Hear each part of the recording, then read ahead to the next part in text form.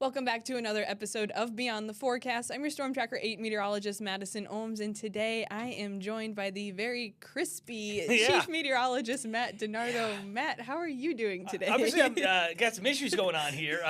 So just back from Florida, went with Alex, my daughter, down to Clearwater to watch some incredible softball, and it was sunny, it was warm, and day two I had a hat, but this is day one. Yeah. So Disaster. maybe some sunscreen is. Yeah, maybe a lot more than just some sunscreen. Yeah. Okay. But that's all right. You know what?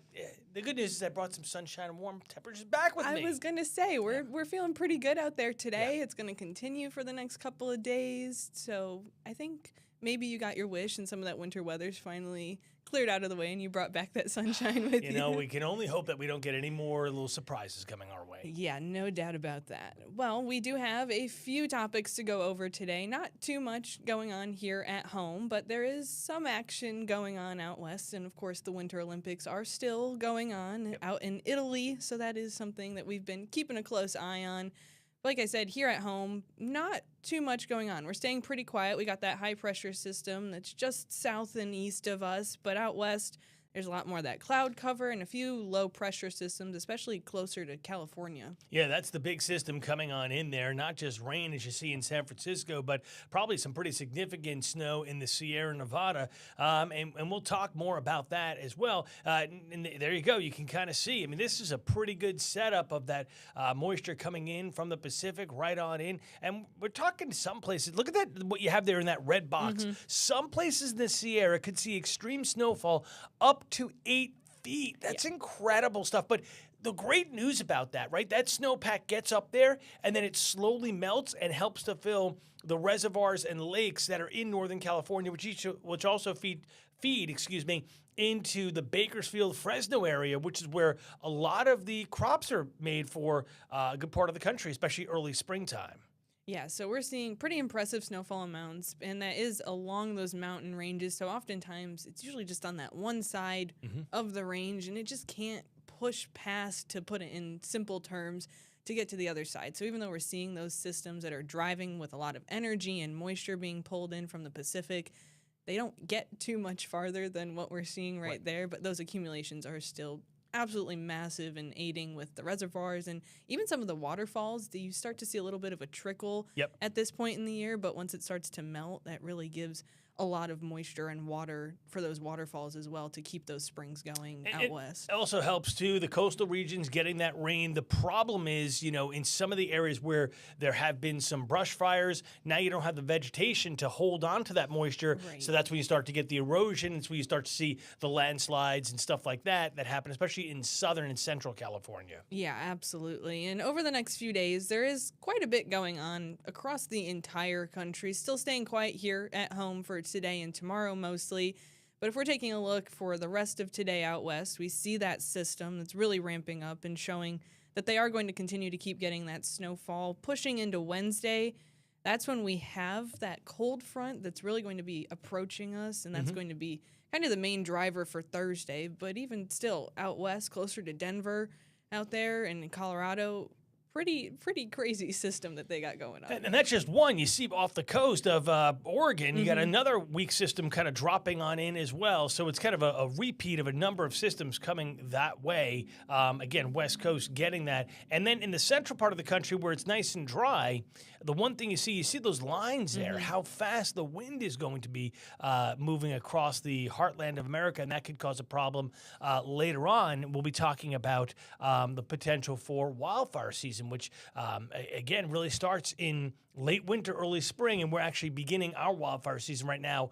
No issues for us now because we just had all that rain on Sunday and all the snow has melted except for the piles still in parking lots. But, that's something we'll be talking about for sure. Yeah, and as we're pushing through even just a little bit later into our week, that's when this system becomes a little bit more widespread across the entire United States, and those showers are finally entering our area. And maybe seeing the thing at the tail end of things on Wednesday, really preparing us for the end of our week on Thursday, Friday, even heading into this weekend where we could be seeing some showers as well. And you mentioned the weekend. It's that system that's located right now as we're looking at the Thursday map here in San Francisco that's going to quickly move across the country and be a possibility for some rain here and significant rain maybe on Sunday. So could be a little bit of a repeat of what we just had this past Sunday, kind of that chilly rain once again. Yeah, and we've had one cold front pass through that, or will be passing through, I should say, on Wednesday. But then there's this other one that's going to be approaching us on Thursday. So all these nice warm temperatures we're feeling right now that you brought back with from Florida, probably going to move out of the way, and we're going to see more seasonable, even below average temperatures again heading into next week. Yeah, that just seems to be the case, right? I mean, look, this is end of February. I mean, it's the middle of February right now, but February being a short month, we get a lot of fluctuations, and we're starting to see that, especially March. March is actually one of our biggest months in terms of going from daytime high in the beginning of the month to a daytime high at the end of the month. It's our biggest gain, actually. Okay. So pretty cool stuff there. But that's a little bit down the road. Yeah, and like you mentioned, we're going to be seeing quite a few windy conditions, especially for the central United States, I should say. And that's also going to really aid in that fire weather. We are starting our fire weather season here, but especially just a little bit to the west of us, closer to Nebraska, Kansas, Oklahoma. They're really starting to see some crazy potential for fire potential just in these next few days alone. Yeah, this is an area that, has been starved with moisture, and now you get really low humidity values and those strong winds we talked about.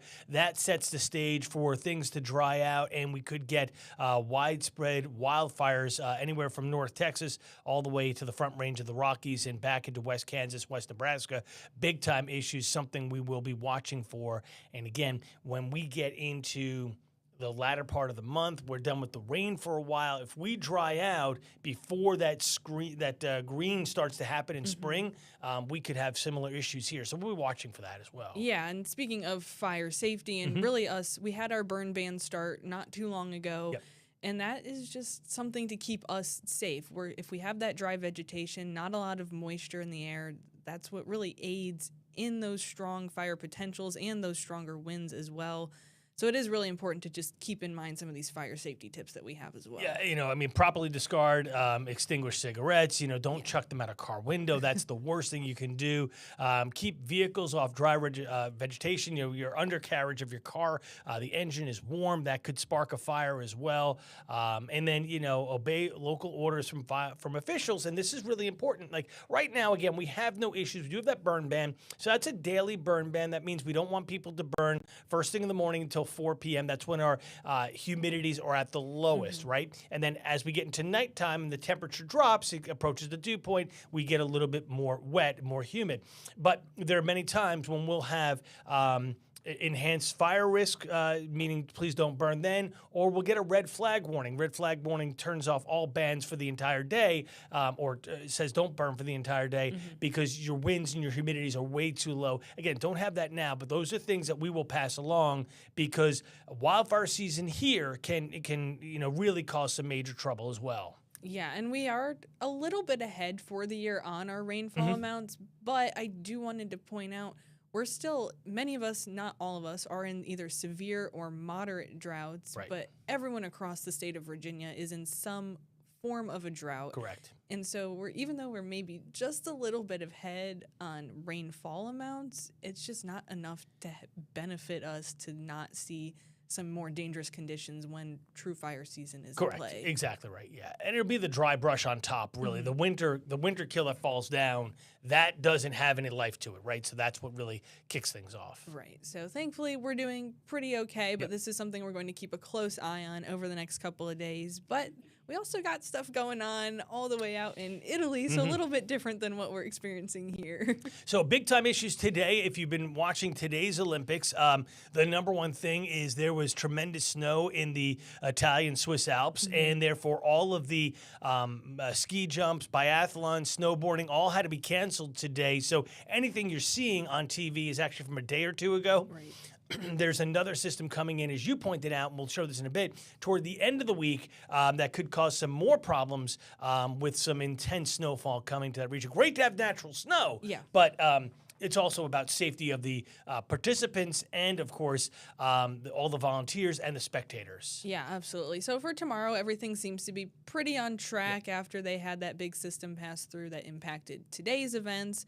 Tomorrow, still alpine skiing, curling, Nordic combine. We got a few skating events, whether that be hockey or the speed skating, and even biathlon. That one still just blows my mind that it's the mix of shooting a rifle and going skiing. But those snowboarding events, should be back on for tomorrow as well. Yeah, which should be great. Yeah, but you mentioned biathlon. I mean, you have to be in such tremendous shape to go out there and cross-country ski, 10, 15 kilometers, and then be able to hold a rifle super straight and be on target and hit 5 targets in a row. It's awesome stuff. It really is. Yeah, it's so impressive. I've been saying this every day. Kudos to them because it just could not be me. But the U.S. is doing pretty okay. 6 gold medals right now, 9 silver, 5 bronze. Still on the leaderboard, which is something that we're looking forward to. And how about yesterday, where the 2 women in the mono bobsled took a gold and silver, 41 years old, 43 years old, fantastic. Yeah. This is awesome stuff. I mean, there's so many great little stories in the events as well, which just makes this so cool to me. But we're wrapping up. It ends on Sunday, so there are a number more medal events to come. The 2 big ones that I'm looking forward to will be women's ice hockey taking on Canada in the finals, and then at some point, we all see it coming. It's going to be men's ice hockey versus Canada in the finals. I think that's going to be Sunday morning, so that's going to be incredible to watch. But look at these. Look at Norway. I mean, they are killing it in terms of a total medal count, and a lot of that is those cross-country ski. They've done really well in long speed skating. I mean, they've just incredible. And the host country, Italy, is also doing really, really well. I know. That's really exciting to see. And the United States still performing very, very well. 20 medals total, and 3rd in place for the gold medals. And then Netherlands and Austria trailing right behind them. You mentioned hockey, and we had talked about this off air. I have been really getting into some of the history of the U.S. hockey team, especially the 1980 men's hockey team.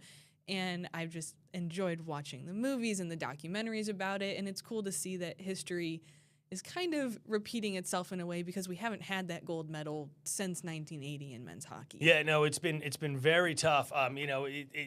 Shortly in the 2000s, they started to allow NHL players to play, which I think is really cool. Now, at the same point, and I will state this, and this is going to be the unpopular opinion here, we're not allowing Russia to play because of what's going on in their politics and things like that, right? So I agree with that stance, but I think if we had Russian hockey players, because there's so many in the NHL, it would be that next level of hockey that would be just so cool to watch. Yeah, I think it would be so exciting to be able to see that, but we're doing pretty good, and our Milan camera gave out for a few moments here, but we can take a look and see what's coming for the next few days out in So not too much going on throughout the rest of Tuesday, but as we're progressing throughout the rest of our week, this is Tuesday night into Wednesday morning and heading into those afternoon hours, a little bit of more cloud cover building in, even some rain near Florence and Pisa, just south of all of our Olympic venues. But then this is where it gets Thursday. Look at that. Look at that. And it's blowing up. Yeah, starting Thursday morning super early, so this is going to be a major problem. Continue on. How far are we going out with this? This goes out about 60 hours, so just until about Friday morning. And it's a quick system. It's about a day long, but they're going to get pummeled. We were looking at some of the snowfall amounts. I don't know if you have that graphic or not. But, I do, yeah. There you go. Pull it up. You're going to see this. Watch. So this is by Thursday morning, just when the system is really ramping up. And then we go throughout the rest of our system.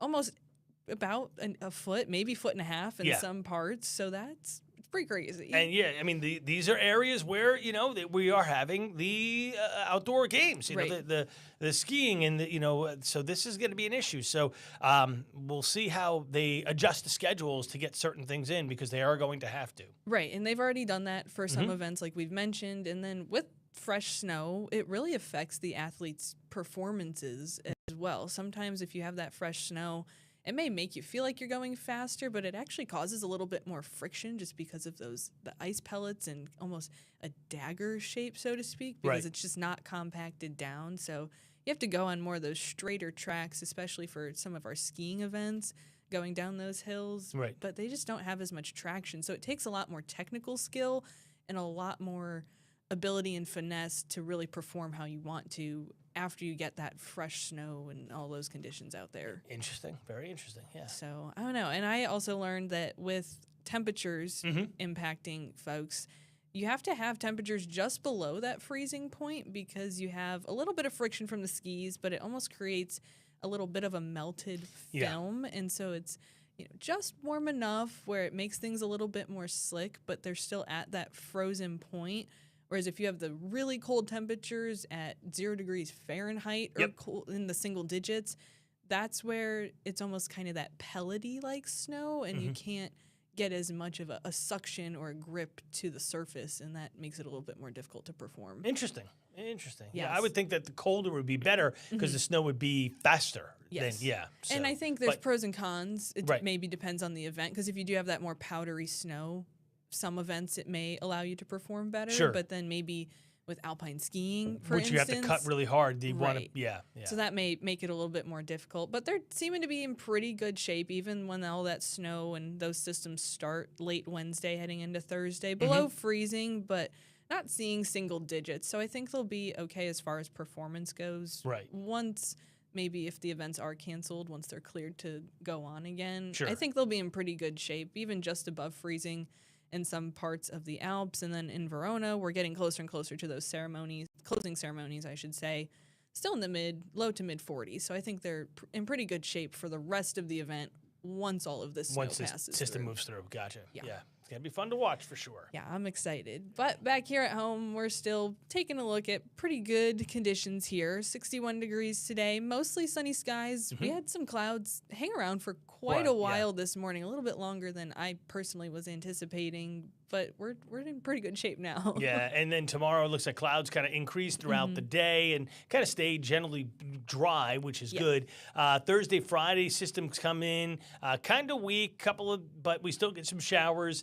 Saturday might be trending a little more cloudy, and then Sunday could be a little more rainy. The newest models really showing some decent rain beginning early Sunday morning, lasting through a good portion of the day Sunday. So it could be, like I said earlier, a repeat of what we just had this past Sunday. So right, and I think Thursday, Friday, still definitely going to be some isolated showers, but not as much of a washout as what this past weekend was or what this coming Sunday is looking to be. And like you said, our models are always pulling in new data and telling us different things. So that's something we're closely watching. And then Monday and Tuesday next week don't look too great as far as temperatures go. But the sun shines back, so there's that trade-off again. But there is a bit of a cool down. Hopefully that'll be short-lived. Maybe we get back to normal by Wednesday and Thursday of next week. So fingers crossed there. Yeah, I personally, though, am not complaining about the temperatures we got going on today. No. Even tomorrow, I can handle the warm temperatures with a few clouds. And then Thursday and Friday might just be a few dreary days before the big washout of the weekend. I mean, you just spend some time inside and and finish watching the Olympics, I guess. Because closing ceremonies are this Sunday, right? This Sunday, yeah. So can't believe they're already over. The Olympic seasons always go so fast. I mean, it was a lot of events over the past 2.5 weeks. So but hopefully people enjoy them. Well, thank you, Matt, so much You're for welcome. joining me today. And thank you all for joining us on this episode of Beyond the Forecast. As always, we will keep you guys updated. Have a good one.